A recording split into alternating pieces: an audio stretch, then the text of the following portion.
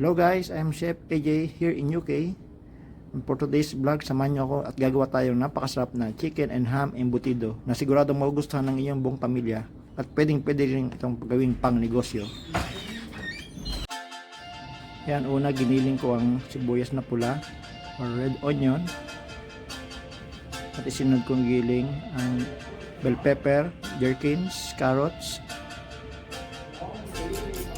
Pinuhin nyo lang para maganda maging texture ng ating chicken embutido or chicken and ham embutido. Ayan, giniling ko na rin yung ham at sinunod kong igiling ang ating chicken breast.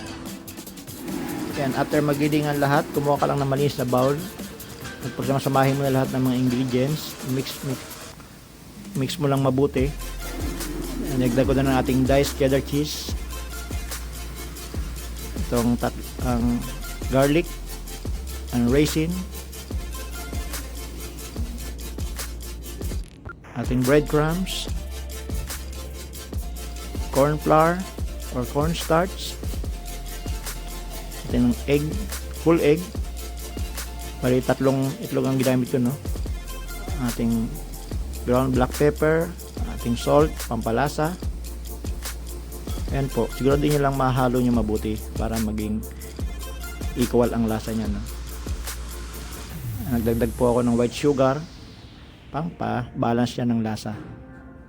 Ayan po, lamasin nyo lang po mabuti at siguro din nyo lang malinis ang inyong kamay or gamit kayo ng gloves, no?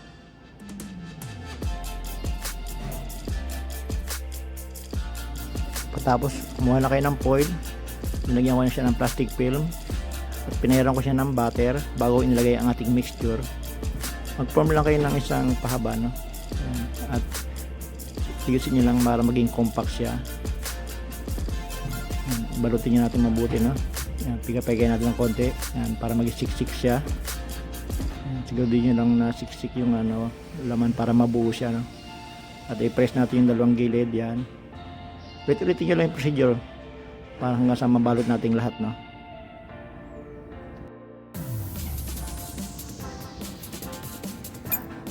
Once mabalot na lahat, ayan, ready for steam na siya. Pinasok ko lang siya sa oven at iniwanan ko lang siya ng 1 oras. Depende sa inyo gaano kalaki yung ginawa nyo. Toothpick check na lang yun para malaman nyo kung luto na yung loob. Yan, after 1 hour luto ng ating embutido. Tingnan natin yung loob, no? Ayan, nakita nyo naman, nice and juicy at buo ang ating embutido.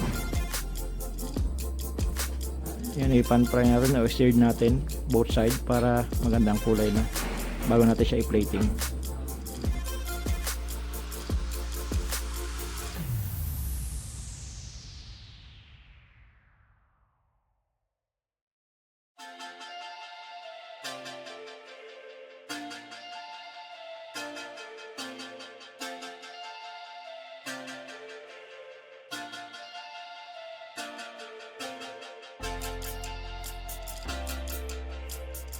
Ready na, luto na.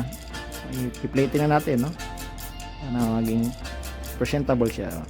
Okay. Ito yun naman kulay, no? Ang ganda. Lagyan natin ng konting salad. Lagyan natin ng sweet chili sauce para kanyang masarap na lasa, no? Pwede yung ketchup, no? Lagyan natin konting spring onion for the garnish.